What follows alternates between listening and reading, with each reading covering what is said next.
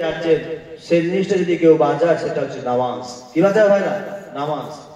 আজকে দেখেন, আগেতে ছোটবেলা থেকে দেখছি সে বড় মসজিদ সবাই দূর বিহন থেকে, গোলার দিক থেকে, এদিক থেকে, ওদিক থেকে সবাই নামাজ পড়তে আসতো। এখনো একটাই মসজিদ ছিল।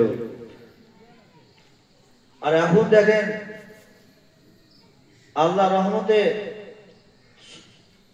শুধু এই কাজী পাড়া বাদ দিয়ে আর এক দুই পাড়া বাদ দিয়ে বাদ বাকি দেখেন এনারা সবাই বড় মসজিদ যায়। আরো কটার জন্য মসজিদ, মানে সমস্ত পাড়ার ভিতরে মসজিদ হয়ে গিয়েছে, কিন্তু তবু আমরা নামাজ পড়তে যাই না।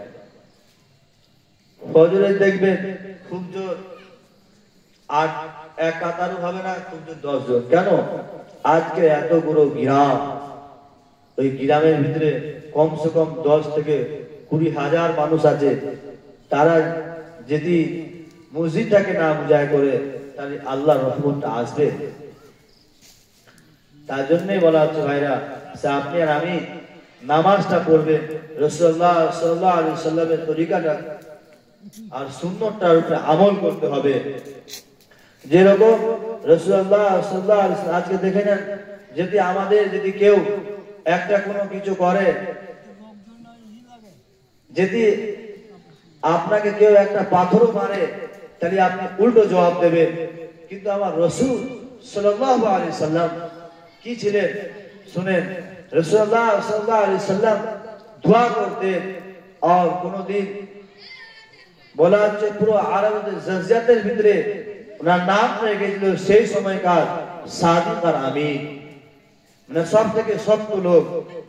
তো ওনাকে যখন নামাজ পড়ার জন্য যখন না বাড়ি থেকে বেরোতে, একটা বুড়ি মা রোজ ওনার গায়ে নোংরা ফেলে দিত, আর সে কিন্তু মুসলমান নয়, আর উনি রোজ নোংরা ফেলে দিত। আল্লাহ রাসূল সাল্লাল্লাহু আলাইহি সাল্লাম তাকে দোয়া দিতেন, বলেন সুবহানাল্লাহ।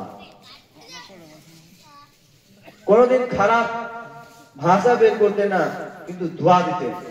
কিন্তু আজকে যদি আমরা নামাজ পড়তে যাই, যদি কেউ একটা ইট মেরে দেবে, কিছু করে দিতে, আমরা ঝামেলা হয়ে যাবে। কিন্তু রাসূলুল্লাহ সাল্লাল্লাহু আলাইহি সাল্লামের কি মহব্বত, কি ইখলাস, যে উনি রোজ নোংরা ফেলে দিচ্ছে কিন্তু উনি কোনো কথা বলছে না, আর এইভাবে চলতে থাকলো। একদিন দেখছে